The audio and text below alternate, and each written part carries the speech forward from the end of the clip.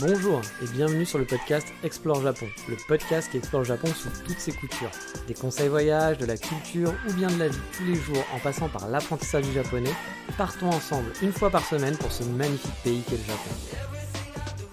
Bonjour à tous, cette semaine on est parti pour un nouvel épisode, le 122e. Même parfois j'ai vraiment du mal à réaliser que j'ai pu parler si longtemps sur le Japon et pourtant j'ai encore des choses à vous dire. Mais avant de faire une petite balade, car oui aujourd'hui on va faire une petite balade, ça faisait longtemps, on va passer par la case sommaire de l'émission, vous avez l'habitude. Et en vrac, on va scruter donc un immigré, on va petit déjeuner à Kamakura, et pour finir, on va parler choucroute. Oui, choucroute. Mais commençons par le commencement. Il est grand temps de préparer son sac à dos, telle une Dora l'exploratrice, prêt à braver tous les dangers du Japon. Bon, vous n'allez pas risquer grand chose, enfin, sauf si vous oubliez la règle, on ne parle pas du Fight Club. Non, c'est pas celle-là. On ne regarde jamais un singe dans les yeux. Oui, jamais. Car oui, au Japon, on peut croiser des singes, c'est cool. Et pour avoir vu un mec se faire littéralement tabasser le visage par un petit singe, je peux vous dire que je respecte cette règle maintenant à tout jamais. On ne croise jamais le regard d'un singe. Note, j'en ai vu aussi faire pipi sur des têtes des gens. Ils étaient en haut d'un toit et ils leur ont fait pipi dessus, sur leur tête, et les gens voyaient pas. Ils étaient en train de me regarder un autre petit singe qui faisait le con. Ils étaient là, oh, le petit singe il est mignon. Ouais, vous êtes en train de faire pisser dessus, les gars, au passage. C'est très rigolo à voir. Mais bon, c'est une autre histoire, j'en parlerai peut-être un autre jour. Donc, à vrai dire, j'ai aucune idée de pourquoi je vous parle de singes et de tout ça, car on ne va pas aller traquer des petits singes au cul rouge. Bah non. On va se faire une balade dans le nord de Kyoto aujourd'hui. Mais vraiment le nord, pas le quartier nord où j'aime me balader. Non, on va devoir prendre un bus, sinon ça risque de prendre un peu de temps si on y va à pied pour s'y rendre. Alors déjà, premier conseil, il y a pas mal de moyens pour y aller là-bas. Mais un classique, c'est de prendre le métro jusqu'à son terminus au nord de la station qui s'appelle le Centre de Conférence Internationale, il me semble, de mémoire. Qui s'appellera peut-être International Conference Center, avec un super anglais, ou un truc dans le genre. Mais voilà, c'est le Centre Conférence Internationale. Je vous ai déjà parlé de ce lieu, il me semble, dans différents podcasts, et je vous en reparlerai sûrement, car c'était un coin où j'aimais bien me balader de temps à autre. Et pourquoi pas justement le faire aujourd'hui pour commencer la balade, si vous êtes en mode un peu child, on a le temps, et que vous n'êtes pas levé trop tard à l'arrache. Le centre de conférence, comme son nom l'indique, c'est un centre où on fait des conférences, voilà, mais pas que. Il y a aussi des concerts parfois, et il faut dire son architecture est assez impressionnante et pas du tout, mais alors vraiment pas du tout, dans le style kyotoïde traditionnel. C'est un peu un ovni dans le paysage, mais justement, moi perso, j'aime bien ça, même si c'est pas le truc le plus beau du monde, c'est pas le plus beau bâtiment, mais c'est assez rigolo à voir. J'avais eu la chance, lors de ma première escapade en tant que résident au Japon, donc en 2018, d'aller là-bas un petit peu par hasard. C'était une journée porte ouverte, et j'avais pu du coup me balader à l'intérieur et même voir un concert de musique classique gratuit, tout ça en mode totalement improvisé. C'était un super chouette souvenir pour moi, puis c'était une des premières, voire peut-être ma première balade sur Kyoto, en mode voilà, j'ai fait tous mes trucs, parce que j'avais dû faire des mini balades juste avant. Mais voilà, il fallait que j'achète mes affaires, il fallait que j'aille acheter de quoi dormir. Je vous ai déjà dit, quand je suis arrivé au Japon, j'avais aucun meuble. Le premier soir, j'ai dormi par terre en mode camping. Donc voilà, j'ai dû faire vraiment tous les achats pendant les premiers jours. Et c'est ma première vraie grosse balade, je crois, un peu en genre Dora exploratrice. Allons et découvrir un coin qui n'est pas trop touristique à Kyoto. Et derrière, derrière ce gros bâtiment très massif, il y a un lac où qu'on peut faire le tour, on peut tourner tout autour. C'est un lac qui n'est pas immense, mais qui est quand même assez grand, et qui fait une petite balade dominicale plutôt sympathique. Même sur place, on peut y croiser souvent, enfin régulièrement, des cerfs et autres bambis, comme on dit dans le jargon technique des spécialistes des animaux que je suis. Car oui, il n'y a pas qu'à Nara ou à Miyajima qu'on peut voir des bambis. Non. J'ai mis quelques photos sur le Patreon de l'émission pour vous le prouver, pour vous montrer qu'on voit certains bambis de temps en temps. Alors oui, instant total promo relou, vous les connaissez maintenant, les instants parfois un peu total promo relou. Je poste maintenant donc des informations connexes et des photos et liens sur le Patreon de l'émission. Je tenais justement à ce propos, donc ça fait une semaine, à remercier les personnes qui soutiennent le podcast, qui ont commencé à soutenir le podcast. Un grand merci à eux, ça fait toujours super plaisir. Et pour les autres, un grand merci aussi de m'écouter, ça me fait toujours autant plaisir. Vos petits messages d'encouragement qui sont de plus en plus nombreux. Ouais, c'est chouette. Et pour ceux qui sont intéressés pour les infos supplémentaires sur le Patreon, encore une fois, je vous le redis, c'est payant, 2 € par mois, au minimum. Donc voilà, à vous de voir si vous voulez. C'est sur patreon.com/explorejapon. Rien de très compliqué, et donc dessus on retrouve pour les abonnés les photos, les liens et parfois un peu de contenu bonus. Je vais commencer à mettre un peu des contenus un petit peu bonus de l'émission, enfin hors de l'émission. Mais voilà, stop l'instant promo et on revient au fameux Bambi. Oui, le langage technique, c'est important. Alors, on peut en croiser, mais c'est pas non plus un l'abondance comme à Nara ou à Miyajima. Allez pas là-bas en vous disant ah putain, je vais voir des Bambis, j'ai pas besoin d'aller à Nara ou Miyajima, c'est mon rêve. Non, on n'en croise pas à tous les coups vraiment, mais j'en ai tout de même vu régulièrement là-bas. Et la balade autour du lac, moi je la trouve plutôt chouette et calme, c'est assez agréable. Alors, c'est pas the spot touristique de Kyoto, surtout qu'il y en a plein, mais voilà, c'est pas le spot numéro 1. Mais c'est un endroit qui a pas de tumulte, c'est un endroit un peu en dehors des touristes et qui est assez calme. Il y a beaucoup de locaux qui vont se promener le week-end et c'est assez agréable pour chiller et se poser. De l'autre côté du centre de conférence, il y a aussi un parc où les Japonais aiment bien se détendre. Il y a une petite rivière qui passe en contrebas. Et perso, j'y suis déjà allé en fin de floraison de Sakura, juste avant mon départ précipité à cause du Covid en 2020. Et c'est un souvenir magique pour moi, vraiment. Avec les fleurs de cerisier, alors imaginez, la petite rivière en contrebas, vous pouviez vous allonger du coup sur la terre qui était un petit peu en mode pente, voilà, si vous comprenez un peu ce que je dis. C'est pas très clair, je le sais, mais je pense que vous avez compris. Donc il y avait les fleurs de cerisier qui virevoltaient au-dessus de mon visage en hauteur et qui allaient se déposer dans la petite rivière en contrebas. C'était vraiment magique. J'avais fait de super photos à ce moment-là. Et en plus, vous vous doutez que ce jour-là, c'était mon dernier jour au Japon. C'était vraiment mon dernier jour avant que je parte. Je ne savais pas quand j'allais pouvoir revenir. Donc j'étais vraiment dans une humeur très mélancolique. Mélangé avec ce spectacle, ça reste un souvenir qui était vraiment très très fort pour moi. Et un très très bon souvenir. Mais bon, le focus du jour à la base, c'est pas pour ce quartier-là. C'est qu'ici, on va prendre un bus, parce qu'il y a un terminal de bus qui est assez grand là-bas, en sortant du métro. Dès que vous sortez du métro, vous tombez dessus, qui vous amènera donc à Ohara. Vous inquiétez pas, c'est bien indiqué, car Ohara, c'est un spot touristique, donc il n'y a pas de problème. En regardant bien les panneaux de bus, ça va peut-être vous prendre 5 minutes pour trouver où c'est, mais voilà, on s'y retrouve, c'est pas trop compliqué. De là-bas jusqu'à Ohara, il faut compter une 30aine de minutes en bus, à travers des routes assez sinueuses, et vous allez découvrir la campagne kyotoïte, des endroits un peu paumés qui sentent bon le Japon un peu reculé. Et qu'est-ce qu'on va faire là-bas ? Eh bien, on est à Kyoto, donc on va aller voir des temples, bah oui, forcément, et surtout un temple principal, mais bon, on ne va pas sauter les étapes et tout spoiler dès le début. Car avant toute chose, le premier truc sympa en sortant du terminus du bus, quand vous allez arriver à Ohara, c'est qu'il suffit de traverser juste la petite route, alors c'est un petit village, il suffit juste de traverser une petite route pour être dans l'ambiance directe. Vous allez grimper doucement, en suivant une petite route super mignonne qui suit un cours d'eau un peu en dessous, quoi. Je sais pas comment on dit ça, mais qui est un petit peu en contrebas. Voilà, c'était en contrebas le mot que je cherchais. Donc d'un côté, vous avez cette petite rivière en contrebas. C'est vraiment très très old school, comme disait, avec des vieux rondins de bois pour protéger et pas tomber dans le cours d'eau. Et de l'autre côté, c'est plein de petites vieilles demeures japonaises qui sentent bon le vieux Japon, qui vendent de l'artisanat local, ou bien il y a des restaurants, des petits cafés, alors pas le coffee shop trendy que je vais aimer, mais voilà, pour se poser et faire une petite postée ou je sais pas quoi, c'est chouette, vous êtes dans l'ambiance, c'est vraiment un coin touriste, quoi. Vraiment, on est là, on est touriste, on est content d'être là-bas, ça fait plaisir. Alors, ça fait pas du tout grande avenue, comme je vous le dis, c'est grande avenue pour touristes, quoi. C'est pas la grande, voilà, comme à Asakusa ou à Asakusa, je sais jamais, voilà. Bon, vous l'avez compris, le grand coin à Tokyo que je n'aime pas, je vous en ai parlé plein de fois, où là, vous allez avoir une grande avenue qui vous amène directement sur le temple avec 75 stands pour touristes, avec de la trappe touriste à tous les niveaux. Non, là, c'est vraiment du local, c'est le petit village. C'est une ambiance qui fait très touriste, mais c'est fait très petit village local. Bref, c'est hyper mignon. Vous allez forcément magasiner, comme disent les Québécois, sur place et marcher tranquillement dans cette petite rue qui est super propice aux photos. J'ai posté une 15aine de photos sur le Patreon pour les abonnés, j'espère qu'elles vous plairont. Au bout d'un moment, vous allez vous retrouver à un croisement où un petit pont va traverser sur l'autre rive. Et donc à droite donc sur le petit pont, il y a une vieille demeure qui fait l'angle, qui a vraiment de la gueule. C'est totalement délabré, mais je pense que c'est un café ou un restaurant. Moi, quand j'y étais, c'était fermé. Alors je ne sais pas si c'est fermé définitivement aussi parce que je n'y étais pas dans les périodes touristiques. Et donc il donne sur le petit cours d'eau en contrebas. On voit donc, je pense qu'il y a une vue qui est vraiment sublime de se poser là-dedans, qui peut être vraiment très sympa. Mais c'est vraiment totalement délabré. Je me demande comment la maison tient encore et ne s'effondre pas. Je serais pas hyper rassuré d'aller prendre un café là-bas, en toute honnêteté.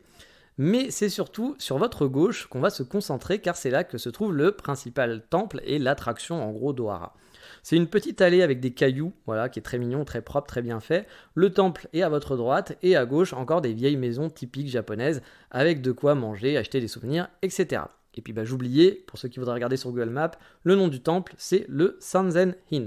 Et pour info, j'ai posté les infos sur Patreon un peu avant, parce que je poste souvent le vendredi ou le samedi soir les infos. J'ai pas posté encore les liens de cet épisode, enfin sur les lieux d'Ohara. Pour ceux qui suivent sur Patreon, je vous les posterai à partir de lundi ou peut-être dimanche soir quand vous écouterez ce podcast. En tout cas, ça arrive très vite.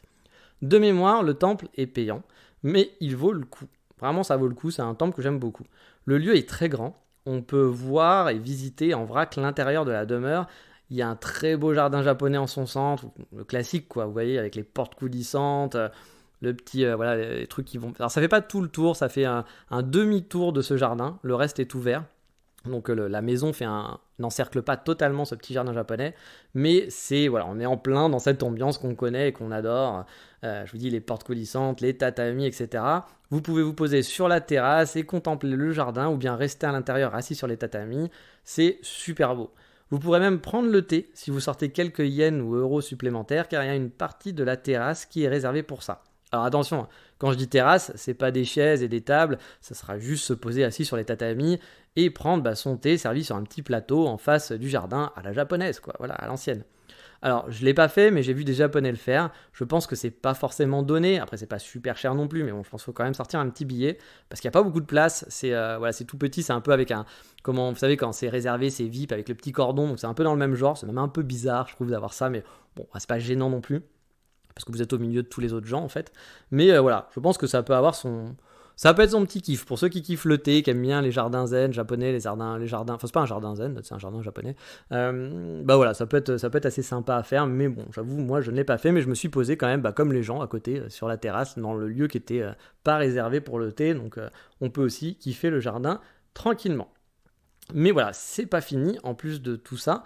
Ah oui, pardon. J'oubliais un détail. Il y a un truc qu'il faut parler là-dessus. C'est que sur place, il faut penser à regarder en l'air.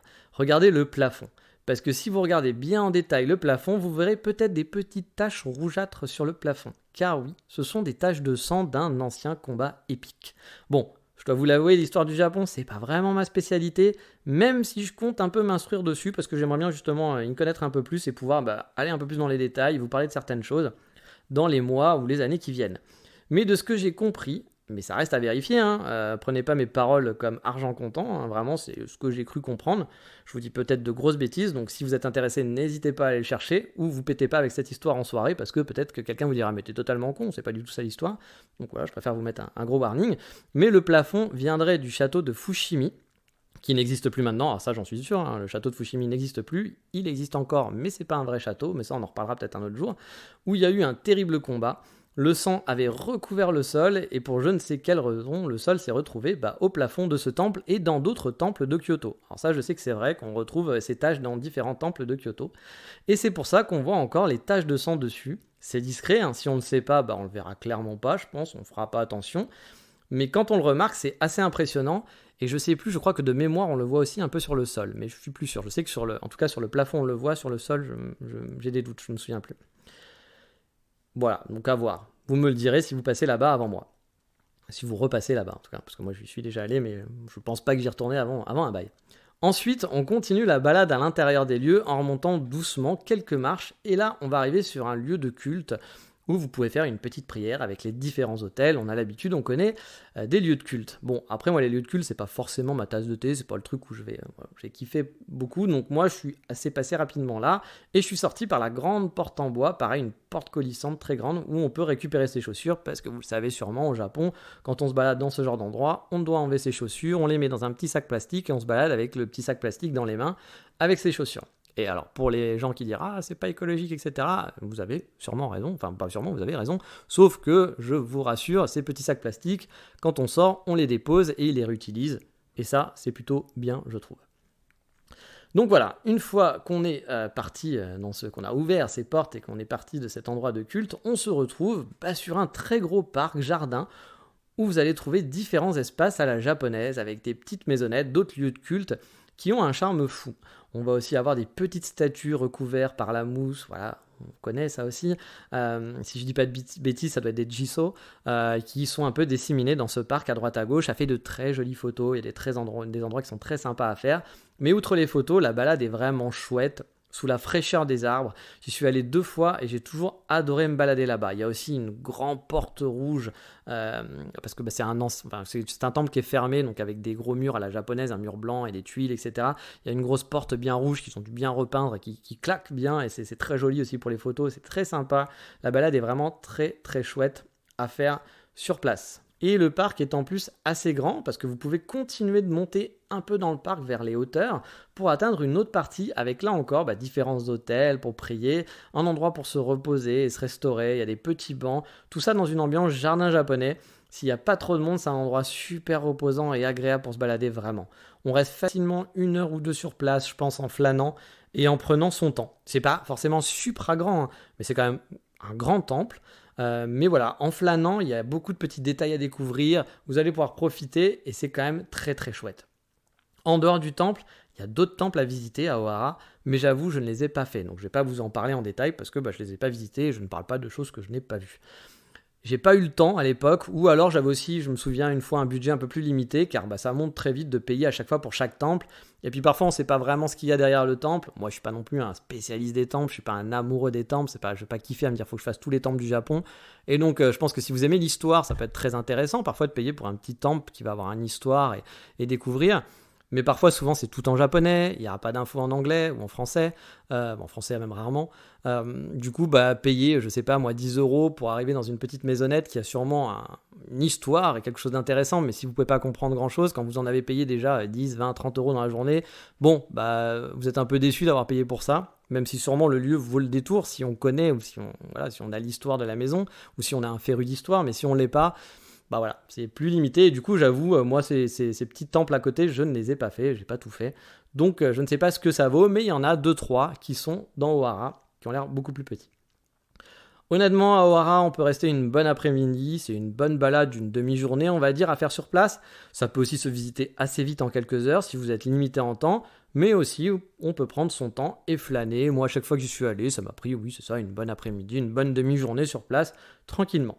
Alors, je ne sais pas si c'est pris d'assaut par les touristes habituellement, j'en ai aucune idée. Car moi, j'y suis allé pendant le coronavirus, la deuxième fois que j'y suis allé, et la première fois, c'était hors période de vacances touristiques, genre en hiver, en février, un truc comme ça.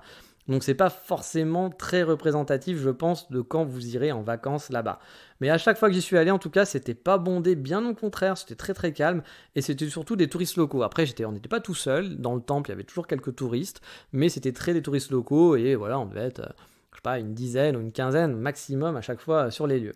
Quand je dis sur les lieux, c'est pas tous ensemble au même endroit, hein. C'est dans le temple, on devait être 15 au maximum, quoi. Si vous restez 1 ou 2 semaines sur Kyoto, pour moi, c'est une visite qui peut vraiment se caser dans votre parcours kyotoïte. Peut-être pas si vous êtes là par contre que 3-4 jours, vous aurez déjà de quoi faire avec le centre de Kyoto, les attractions comme Arashiyama ou Fushimi Inari. Donc 3-4 jours, je pense que c'est pas à caser, mais si vous restez 2 semaines sur Kyoto, ou sauf si vous êtes déjà venu sur Kyoto et que vous restez 3-4 jours, hein, si vous êtes déjà venu 4 fois, là ça peut être un truc à faire. Mais sinon c'est quelque chose à faire, on va dire, après les attractions principales, mais ça vaut le coup. Voilà, c'est pas de l'exploration où il n'y a pas grand chose à voir, c'est un très très joli temple. La petite rue commerçante est très très mignonne, c'est vraiment un vrai bon attraction, un vrai bel endroit pour se balader, pour une attraction touristique. Mais il est temps d'aller voir un autre spécialiste du Kansai. On va finir ce focus pour aujourd'hui dans l'Insta Moment.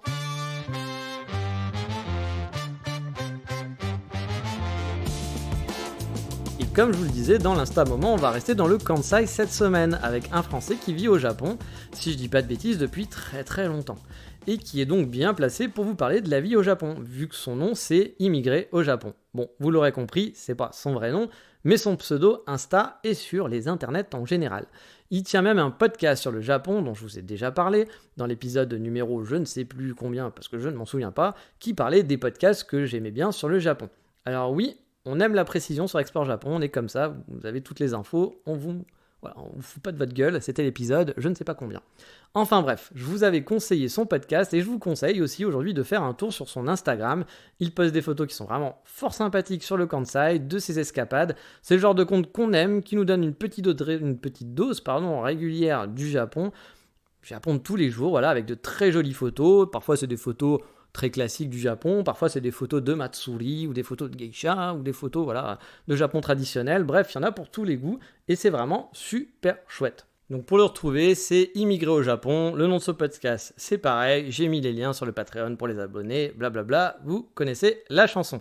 Mais vous le savez, après avoir joué au pervers voyeur, on passe au moment Voldemort de l'émission, cette rubrique qu'on ne nomme pas. Et oui, c'est très très beau.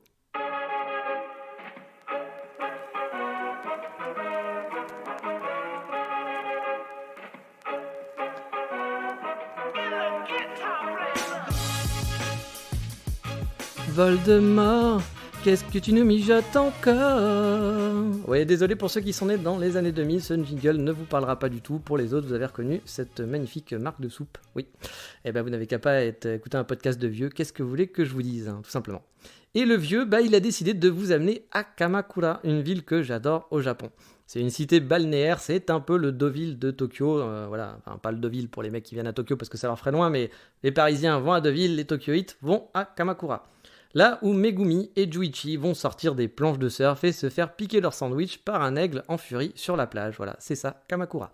Oui, je ne suis pas sûr que le Lonely Planet m'engagera pour faire la présentation et l'introduction des villes au Japon, je le conçois, mais voilà pour moi ce que c'est Kamakura. Bref, on va donc à Kamakura, vous l'avez compris, qui est à 1 heure de Tokyo, donc c'est pas très loin. C'est une balade pour moi incontournable quand on va au Japon. Il y a la mer, les forêts, les montagnes, les petites ruelles, les petits temples, j'adore vraiment Kamakura. J'avais fait un épisode là-dessus et n'espérez pas encore une fois que je vous retrouve le numéro car j'en ai aucune idée. Je suis vieux, je perds la mémoire, donc c'est normal. Et qu'est-ce qu'on fait à Kamakura? Si comme moi, on peut pas mettre la tête sous l'eau, oui, je peux pas mettre la tête sous l'eau, eh bien on va se prendre un bon petit déjeuner et café, forcément, chez Verve Kamakura. Alors Verve, c'est une marque américaine à la base, mais qui est très très bien implantée sur Tokyo.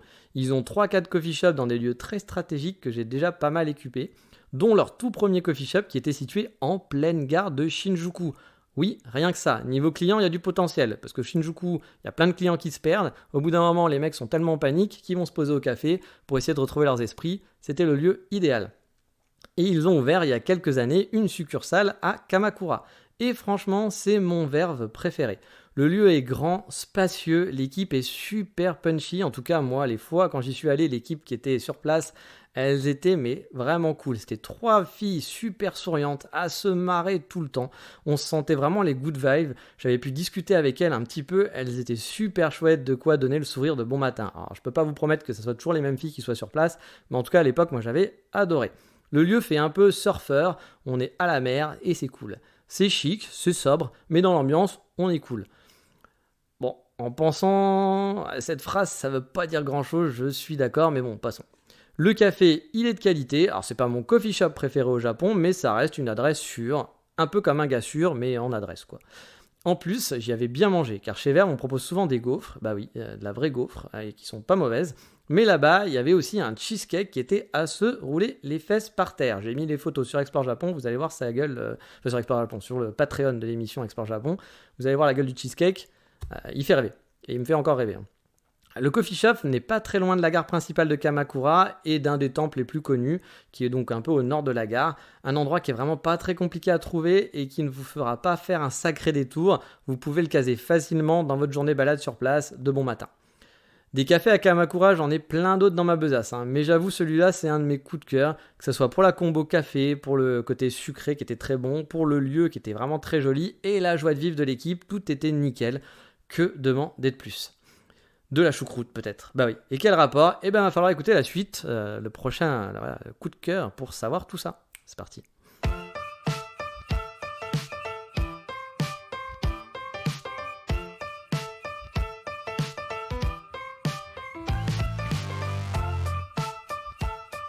Et le coup de cœur va parler de choucroute et non, pas vraiment, vous avez l'habitude, à chaque fois je raconte n'importe quoi. C'est juste que vous le savez si vous suivez le podcast avec beaucoup d'assiduité ou mon compte Instagram, je vais commencer enfin une vie de digital nomade. Ce podcast, pour une fois, il est enregistré la veille, donc on est dimanche et il va être posté ce soir dans quelques heures, ça m'arrive rarement, normalement j'ai beaucoup d'avance, mais que voulez-vous, là j'ai failli être en retard.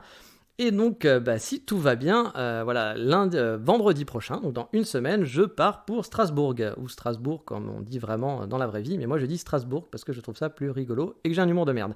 Bref, je vais partir, donc je vais commencer ma vie de digital nomade qui, si tout va bien, m'amènera au Japon 6 mois par an dès que les frontières seront ouvertes. On croise les doigts pour que ça ouvre dès cet automne.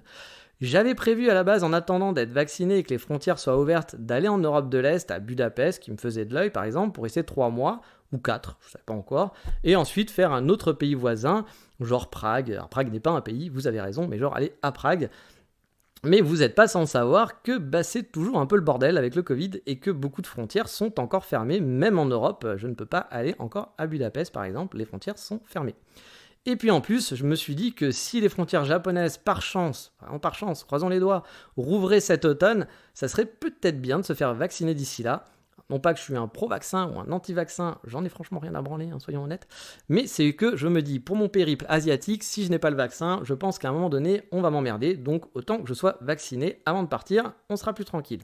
Du coup, j'ai décidé de rester quelques mois en France, mais j'en avais un peu marre de stagner, de squatter chez mon meilleur ami qui doit lui aussi en avoir marre. Ça fait 1 an qu'il voit ma tête tous les jours. Je vais le laisser un petit peu tranquille. Je me suis donc dit que j'allais commencer tout de même mon aventure de nomade, comme j'avais prévenu début mai. J'ai donc cherché des Airbnb à droite, à gauche, et des villes où ça pourrait être cool pour me poser en France. Alors de Caen, en passant par Nantes, Troyes, Bordeaux, Le Mans, Lille.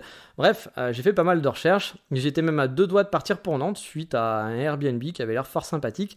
Mais finalement, j'ai opté pour Strasbourg, car la ville me fait de l'œil, et on verra si j'ai bien fait. Je pars donc d'ici, comme je l'ai dit, quelques jours, ça sera vendredi, donc dans une semaine j'y suis. Alors oui, c'est rapide, mais faut être adaptatif. Je vais donc me poser là-bas, à Strasbourg, pour au moins 1 mois, peut-être 2, même sûrement 2, voire peut-être 3, on verra. Si vous êtes dans le coin, on pourra peut-être se croiser, qui sait. Et si vous avez des bons plans, des boutiques, des balades à faire, retour sans voiture, parce que j'ai pas le permis, eh bien vous connaissez mes messages privés Facebook, mon compte Instagram, etc. Je suis tout oui, je suis preneur pour explorer Strasbourg et ses environs. C'est donc pour moi l'occasion de commencer ma vie de digital nomade et de découvrir de nouvelles choses. Donc c'est sûr que j'aurais aimé faire un peu plus exotique que Strasbourg, mais je pense que c'est un bon début et j'espère surtout que l'année prochaine je vous ferai des podcasts en direct du Japon pour de nouvelles découvertes. J'ai déjà des idées d'endroits à aller et vous faire découvrir. Donc j'ai hâte que les frontières réouvrent, c'est mon petit coup de cœur, voilà, c'est ma vie de digital nomade qui commence. Mais bon, on croise les doigts très fort, on va s'arrêter là pour aujourd'hui, je vous dis à la semaine prochaine pour un nouvel épisode, et vous connaissez la chanson, qu'est-ce qu'on dit ? On dit ciao, bye bye, matane.「